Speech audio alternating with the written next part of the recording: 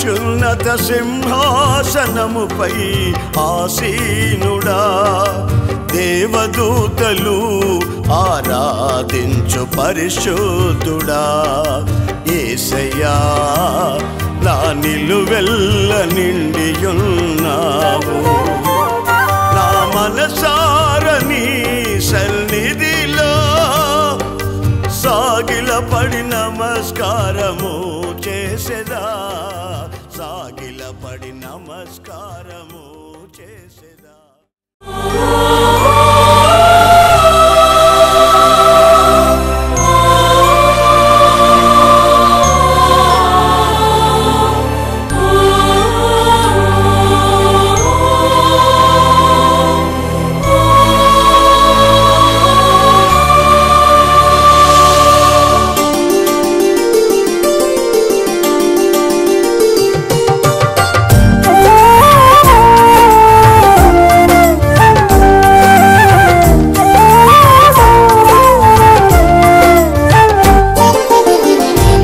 కృప నిత్యముండును నీ కృప నిత్య జీవము నీ కృప వివరింప నా తరమా యేసయ్యా నీ కృప నిత్యముండును నీ కృప నిత్య జీవము నీ కృప వివరింప నా తరమా యేసయ్యా నీతిమంతుల గుడారాలలో వినబడుచున్నది రక్షణ సంగీత సునాదము నీతిమంతుల గుడారాలలో వినబడుచున్నది రక్షణ సంగీత సునాదము నీ కృప నిత్యముండును నీ కృప నిత్య జీవము నీ కృప వివరింప నా తరమా యేసయ్యా మన ప్రభు అయిన యేసుక్రీస్తు అతి శ్రేష్టమైన నామాన్ని బట్టి ఈ కార్యక్రమాన్ని చూస్తున్న మీ అందరికీ హృదయపూర్వక వందనాలు. ఆయన మహాకరికరాన్ని బట్టి మనం అంతా సజీవులుగాను క్షేమంగాను ఆయన సన్నిధిలో ఈ విధంగా కూడుకొనగలిగాం. ఆయన చేసిన ప్రతి ఉపకారానికి మనం ఎల్లప్పుడూ కృతజ్ఞతాస్తుతి చెల్లించాలి. దేవుని మహాకనికరమే ఈ విధంగా దేవుని మాటలు చెబుతూ మీకు సమీపంగా వచ్చే అవకాశాన్ని కలుగు చేసిన దేవదేవునికి నా హృదయపూర్వకమైన వందనాలు తెలియచేస్తున్నాను. ఈ సంవత్సరం అంతా దేవుని కృప అత్యధికంగా మీకు తోడై ఉండి ఆశీర్వదించాలని కోరుకుంటున్నాను. కొద్దిసేపు మనం దేవుని మాటలు విందాం. దేవుని మాట జీవం కలిగిన మాట. దేవుని మాట విన్న ప్రతి వ్యక్తి ఆశీర్వదించబడతాడు. ఆ జీవం కలిగిన మాట మనిషి జీవితాన్ని మార్చగలిగింది, పరిశుద్ధతను తెచ్చిపెట్టగలిగింది, మానవత్వానికి వన్నె తీసుకురాగలిగింది, జీవించడానికి ఆధారమైంది కేవలం జీవం కలిగిన దేవుని మాట. ఈ యోబు గ్రంథంలో ఒక వాక్యాన్ని మీకు జ్ఞాపకం చేయాలని ఆశిస్తున్నాం. ఈ యోబు గ్రంథం 8వ అధ్యాయము 5-6 వాక్యాల్లో మీరు చదివితే నిశ్చయముగా ఆయన నీయందు శ్రద్ధ నిలిపి నీ నీతికి తగినట్లుగా నీ నివాస స్థలాన్ని వర్ధిల్ల చేయును. ఈ వాక్యాన్ని మనం అనేక సార్లు వినినా అందులో చాలా ప్రాముఖ్యమైన మాట ఏమిటంటే నీయందు ఆయన శ్రద్ధ నిలపడం.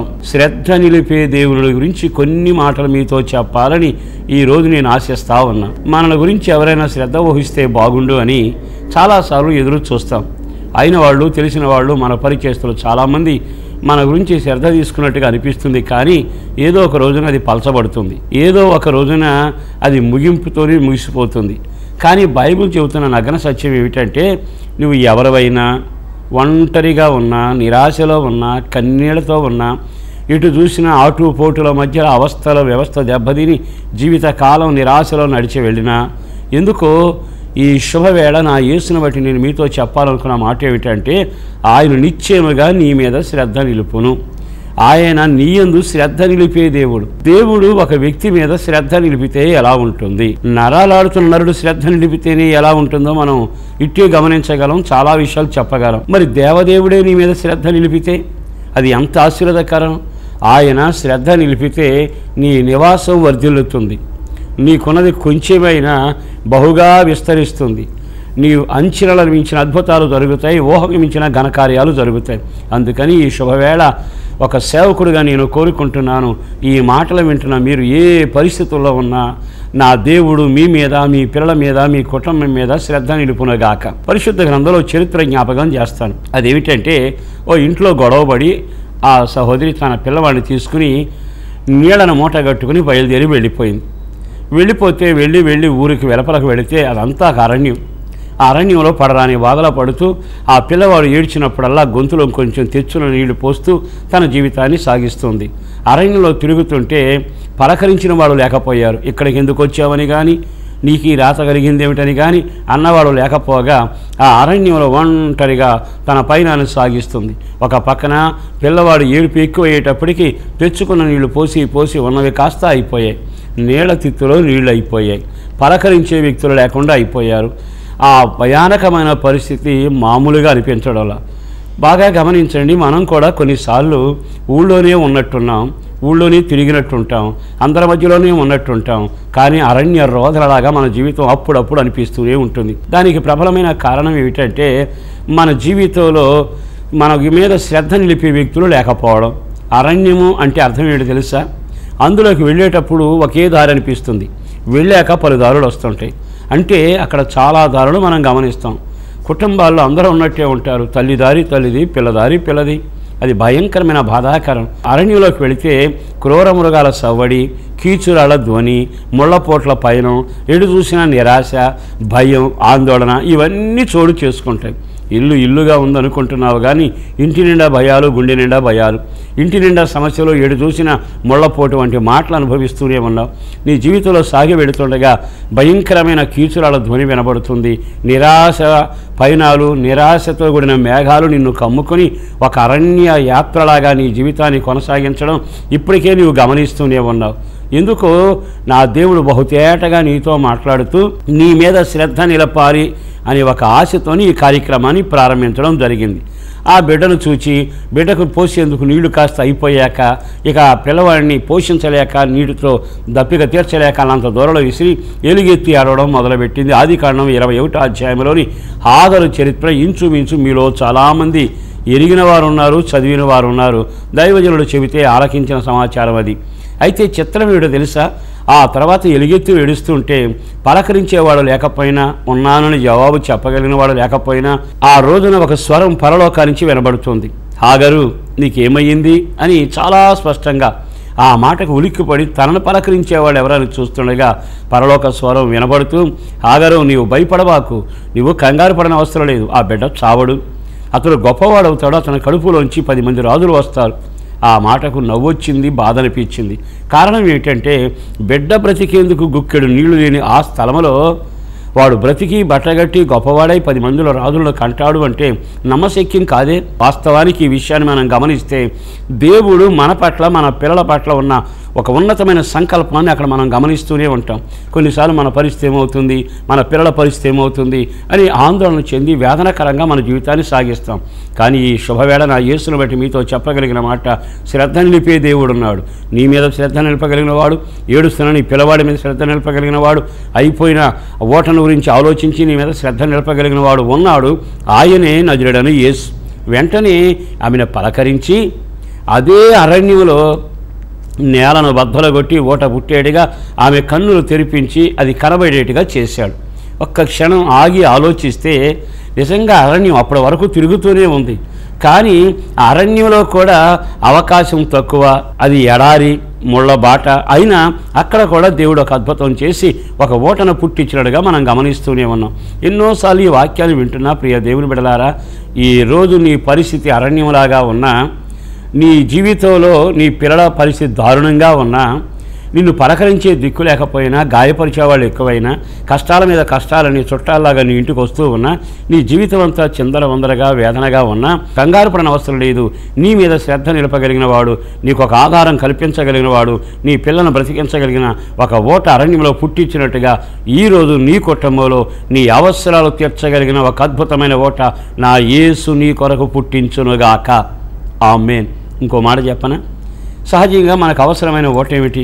కుటుంబం అంతా ఉంది కానీ సమాధానం లేదు. అన్నీ ఉన్నాయి, అనుభవించే శక్తి లేదు. ఎందుకో ఈరోజు నా దేవుడు నీ కుటుంబంలో నీవు పడుతున్న బాధను గమనించి సమాధానం అనే ఓట, నెమ్మది అనే ఓట, ఆరోగ్యము అనే ఓట, ఐక్యత అనే ఓట, కృప అనే ఒక ఓట, నీకు కావలసిన క్షేమము అనే ఓట ఆయన తప్పనిసరిగా అదే పరిస్థితుల్లో పుట్టించగలిగిన వాడు, నీకు ఆ ఓటను తాగించగలిగిన వాడు. నీకు అనిపిస్తుంది అరణ్యము కదా అని, కానీ అసాధ్యమే. కానీ దేవునికి సమస్తము సాధ్యమే. నీ కుటుంబ పరిస్థితులను గమనించినప్పుడు ఇక నాకు ఆధారం లేదు, అవకాశం లేదు, నేను బ్రతకలేను, ఈ అవసరాలు తీర్చలేను, ఈ అవసరాలు తీరవు, ఇది అసాధ్యం అని అనుకున్న అసాధ్యమనే చోట సాధ్యమనే ఓట పుట్టించగలిగిన వాడు నా దేవుడు. ఆయన ఈరోజు నీ జీవితంలో ఒక కార్యం చేయబోతా ఉన్నాడు. ఎందుకో ఈ మాటలు వింటున్నా నా యేసును బట్టి బ్రతిమలాడుతూ మీతో చెబుతున్నాను, మీ కొరకు ఒక ఓటను పుట్టించగలిగిన శ్రద్ధ నిలిపే దేవుడు ఇక్కడ సంచరిస్తూ ఉన్నాడు. ఆయన ఈరోజు నిన్ను చూచి నీ కష్టాలను, నీ చీకటిని, నీ వేదనను, కుమిలిపోయి నీ జీవితాన్ని గురించి ఆయన యోచించిన వాడే ఈ మాట మరలా నీతో చెబుతున్నాడు. నిశ్చయముగా ఆయన నీ మీద శ్రద్ధ నిలిపి.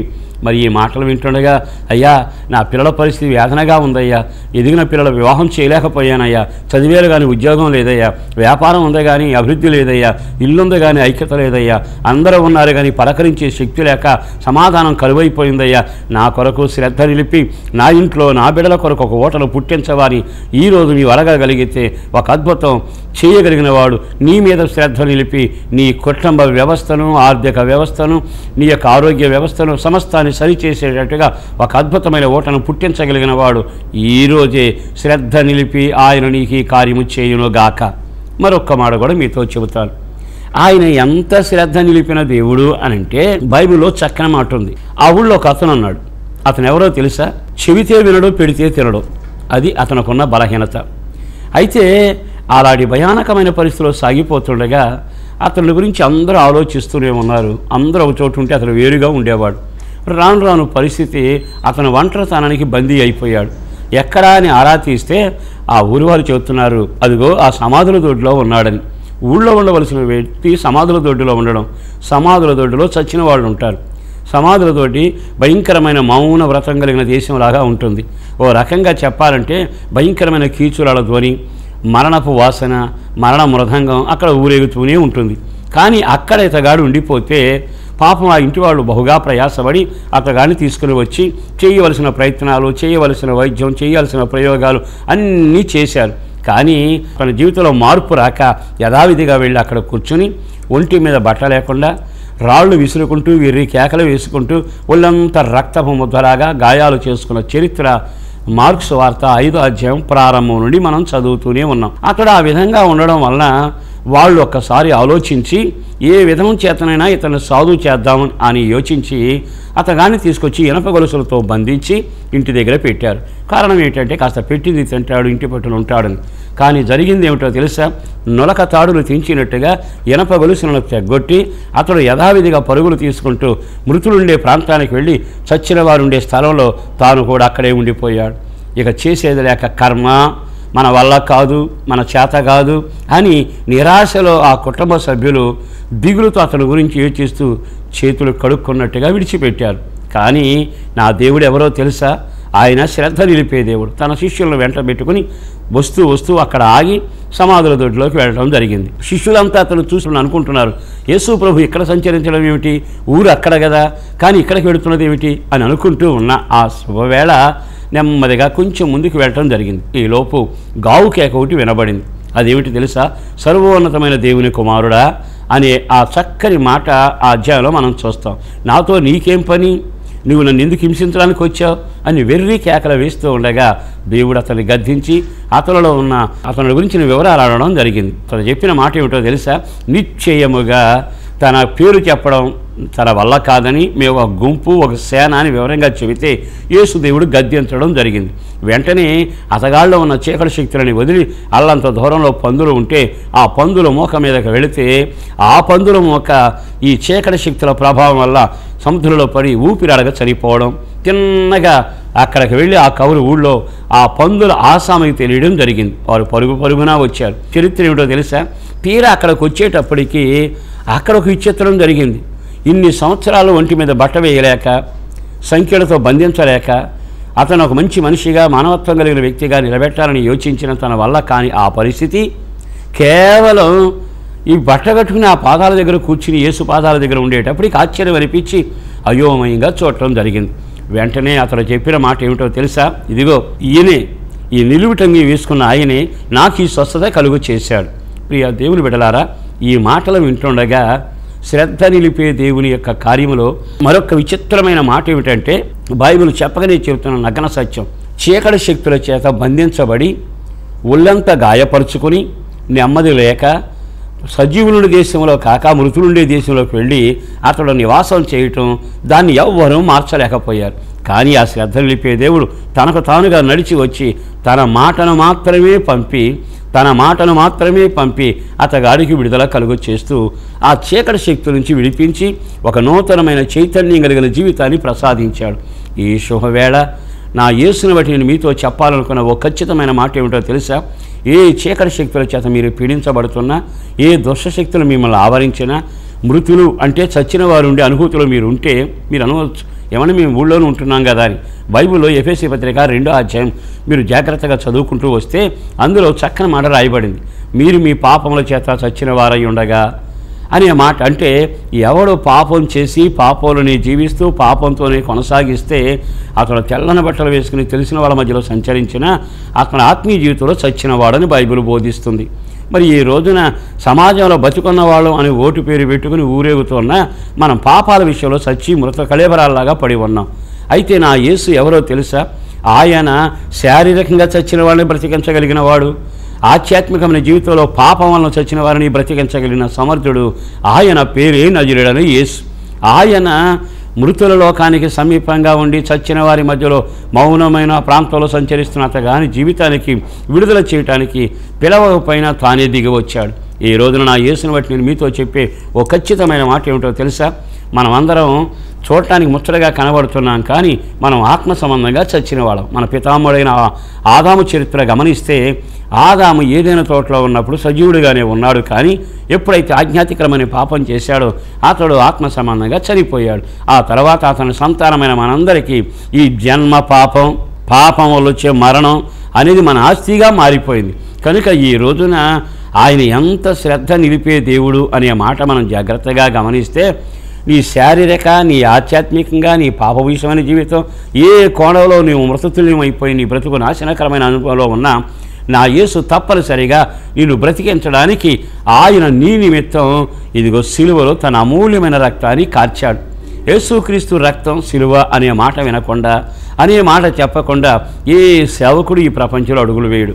ఈ రోజు నేను ఈ మాట చెప్పడానికి గల కారణం ఆయన సిలువే నాకు దారి చూపింది, ఆయన కార్చిన రక్తమే నన్ను కడిగింది, ఆయన ప్రేమే నన్ను కౌగిలించుకుంది, ఆ కృపే నన్ను క్షమించింది.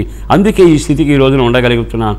ప్రియ దేవుని బిడ్డలారా, నిత్యముగా నీ మీద శ్రద్ధ నిలిపిన దేవుడు నీవు ఈ లోకంలో ఉండగా ఈ తనువును సారించి నిత్యమైన నాశనాలకు వెళ్ళి ఆరణ అగ్ని చేత కాల్చబడి యమగొండమని చెప్పబడిన నరకంలో జారిపోక మునిపే ఇంకను నీ మీద శ్రద్ధ నిలిపిన దేవుడు ఒక అద్భుతమైన కార్యం చేసి శారీరకంగా నిన్ను బంధించిన చీకటి శక్తుల నుంచి విడిపించడకును, మరో విధంగా ఆత్మ సంబంధంగా పాపవిష్టమైన అనుభవాలు నువ్వు చావడానికి సిద్ధమై ఉన్న నీ పాపాల నుంచి విడిపించడానికి ఆయన శ్రద్ధ నిలిపిన దేవుడు. ఆయన పేరు నజరేయుడైన యేసు. మరొక్క మాట కూడా మీతో చెప్పాలి. మొదటి మాట చెప్పారు కదా, ఆయన నీ మీద శ్రద్ధ నిలిపి అరణ్యం లాంటి నీ ఇంట్లో ఒక ఓటను పుట్టించి ఆశీర్వాదంగా అవసరాలు తీర్చి అద్భుతమైన మనుగడని కలుగ చేయగలిగిన వాడు. రెండవదిగా చీకటి శక్తుల చేత భయంకరమైన వ్యసనాలనే పాపం చేత కట్టబడి నువ్వు మృతుడిగా సమాధుల తోటిలో కాపురం ఉన్నా అక్కడ కూడా నీ మీద శ్రద్ధ నిలిపి శారీరకంగా చీకటి శక్తుల నుంచి విడుదల చేయటమును, రెండవది నీ పాపం వల్ల వచ్చే మరణానికి సమీపిస్తున్న ఆ మరణంలోంచి విడిపించడానికి శ్రద్ధ నిలిపిన దేవుడు తన వాక్కునైనా పంపగలిగిన వాడు. శ్రద్ధ నిలిపే దేవుడు తన రక్తం ద్వారా ప్రాణం పెట్టి నీకు విడుదల కలుగు చేయగలిగిన శ్రద్ధ నిలిపే దేవుడు. ఆయన గురించి నీ వింటుండగా నీ మీద ఆయన శ్రద్ధ నిలిపితే ఎంతటి అద్భుతం జరుగుతుందో ఈ మాటలో వింటున్నావు. మరొక్క మాట కూడా చెబుతారు. అది ఏమిటంటే, ఆ రోజు ఆ తల్లి ఊరి వెలుపలకు వెళ్ళి కొన్ని పుల్లల్ని ఏరుకుంటూ ఉంది. ఆ మార్గాన ఒక దైవజనుడు వెళుతున్న దైవజనుడు ఆగి, అమ్మ తాగేందుకు కొంచెం నీళ్ళు ఇవ్వగలవా అని అడిగితే ఆమె బయలుదేరి వెళుతుండగా ఆకలిగా ఉందమ్మా కొంచెం రొట్టె కూడా తెచ్చిపెట్టని అడిగితే రాజుల గ్రంథంలో చాలా తేటగా అని చెప్పిన మాట ఏమిటో తెలుసా? నిశ్చయముగా నిజమే నేను చెబుతున్నాను, నా ఇంట్లో కొద్దిగా పిండి కొద్దిగా నూనె మాత్రమే ఉంది, అంతకుమించి నా ఇంట్లో ఏమీ లేదు. నేను నా కొడుకు 2 రొట్టెలు చేసుకుని తినితే మరుసటి రోజు చనిపోవడం తప్ప నాకు ఇక ఏం మిగలదు, మరణం నా గుమ్మలో ఉంది, నా పరిస్థితులన్నీ చేజారిపోయాయి. వెంటనే ఆ దైవజనుడు మరలా చెప్పాడు, అమ్మా నీవు చేసుకునే మొదటి అప్పాన్ని నాకు తీసుకురా, నేను తిని నిన్ను దీవిస్తాను అని. ఈ మాట వినడానికి చాలా కష్టం అనిపిస్తుంది. కారణం ఏమిటో తెలుసా? మొదటి అప్పం ఉన్నదే కొద్ది పిండి వాళ్ళిద్దరికీ సరిపోతుంది. కానీ ఆ మొదటి అప్పాన్ని తీసుకురావడం ఇక దేవుని సేవకులను గణపరిచే అతిథి మర్యాద కలిగిన ఆ కుటుంబీకురాలు మొత్తం మీద వెళ్ళి నీళ్లతో నింపిన బుడ్డిని చేసుకునే మొదటి అప్పాన్ని తెచ్చి అతగాడికి ఇవ్వడం వల్ల అతడు ఆరగించి తర్వాత ఆమెతో కూడా ఇంట్లోకి వెళ్ళి అడుగుపెట్టి ఆ తర్వాత అతను నివసిస్తున్న తర్వాత ఆమె యథావిధిగా పిండిని తీయడం మొదలుపెట్టింది. ఎంత తీస్తుంటే అంత మరలా నింపబడుతుంది. ఎంతే నూనె ఉందనుకుంటే అది ఇంకా అభివృద్ధి చెందుతూనే ఉంది. శ్రద్ధ నిలిపేవాడు నీ పిండి బిసికే తొట్టిని, నీ గిన్నెని, నీ గంపను, నీ యొక్క పరిస్థితులను ఆశీర్వాదకరంగా మార్చగలిగినవాడు. ఆమె అనుకుంటుంది రేపు మరణం, ఆమె అనుకుంటుంది నా పరిస్థితి అయిపోయింది, నాకు లేదు, అయిపోయింది. ఈ మాట మీరు ఎన్నిసార్లు చెప్పుంటారు? ప్రపంచంలో ప్రతి మనిషికి ఏ పాట రాకపోయినా ఈ పాట వస్తుంది. ఏమిటది? అయిపోయింది, లేదు, లేదు. మీరు ఎప్పుడు ఆ మాట అనలేదా? జీవితంలో ఎన్నిసార్లు ఈ మాట చెబుతున్నారు? లేదు, అయిపోయింది, అయిపోయింది, నా పరిస్థితి అయిపోయింది, నా పరిస్థితి దారుణం అయిపోయింది, నేను ఇక చావడానికి సమీపం అయిపోయాను. అయిపోయింది అనే మాట ఇంచుమించు చాలాసార్లు మనం మాట్లాడుతూనేమో. వాడి ఆరోగ్యం పరిస్థితి అయిపోయింది, వాడు అప్పులు పాలైపోయాడు, నా ఇంట్లో పిండి అయిపోయింది, నా పరిస్థితులు చేజారిపోయాయి అని ఎన్నిసార్లు అయిపోయింది, అయిపోయింది అనే మాట నువ్వు పలుకుతూనే ఉన్నావు. మరొక పక్క లేదు అనే మాట వాళ్ళ లేదు, పెళ్ళి ఇంకా అవ్వలేదు, సంతానం కలగలేదు, ఇల్లా లేదు, నాకా నెమ్మది లేదు, మాకా ఐక్యత లేదు. ఈ పదాలు వారసత్వంగా వస్తూనే వచ్చాయి. కానీ ఈ రోజున లేదు అనే మాట, అయిపోయిందనే పాట రద్దు చేసేందుకు నా దేవుడు నీ మీద శ్రద్ధ నిలబోతున్నాడు. ఈ సంవత్సరం ఎన్నడూ చూడని అద్భుతాలు నువ్వు చూడబోతా ఉన్నావు. ఆయన నిశ్చయముగా నీ మీద శ్రద్ధ నిలపబోతా ఉన్నాడు. ఒకవేళ కరువు ఊరేగుతున్నా, సమస్యలు ఇంకా జటిలమవుతున్నా, మరణం గొమ్మలో ఉన్నా, రేపని ఆశ లేకపోయినా, పరిస్థితులు అస్తవ్యస్తమైపోయినా, భక్తి శూన్యమైనట్టు అనిపించినా, నీ మార్గం చీకటి అనిపించినా, చరిత్ర సృష్టిస్తున్న రోజు ఈరోజు నా యేసు తన మాట ద్వారా నీతో సూటిగా మాట్లాడుతున్నాడు. నీ ఒక పరిస్థితి చేదారిపోయినా నిశ్చయముగా నేను నీ మీద శ్రద్ధ నిలుపుతాను. నిజంగా ఆయన శ్రద్ధ నిలిపి ఒక్క మాట చెబితేనే కదా శవం లేచి నడిచింది. ఆయన ఒక్క మాట చెప్పి శ్రద్ధ నిలిపి పడవలు అడుగుపెట్టి వల విసులని చెబితేనే ఆ మాట ద్వారానే కదా విస్తారమైన చేపలు పడుతూ వచ్చాయి. కేవలం ఈ రాతి బాణాలను నీళ్లతో నింపండి అని కానానులో కడదప్పిన వివాహానికి శ్రద్ధ నిలిపి ఒక మాట చెబితేనే కదా అదే దేవుడు ఈరోజు కూడా నీ భవిష్యత్తు మరణ పంచుల్లో ఉన్న, రేపని అవకాశం లేకపోయినా, రేపని ఆశ లేకపోయినా, చరిత్ర ఎంత దారుణంగా ఉన్నా ఈరోజు కానీ నీవు ఆయన వైపు తిరిగితే తప్పనిసరిగా ఆయన నిశ్చయముగా నీ మీద శ్రద్ధ నిలిపి ఆ తర్వాత ఆమె చరిత్రలో ఆ దేశంలో చాలామంది విధవరాలు ఉన్నారు. ఆమెకు జరిగిన సంఘటన, ఆమెకు జరిగిన మేలు ఎవరికీ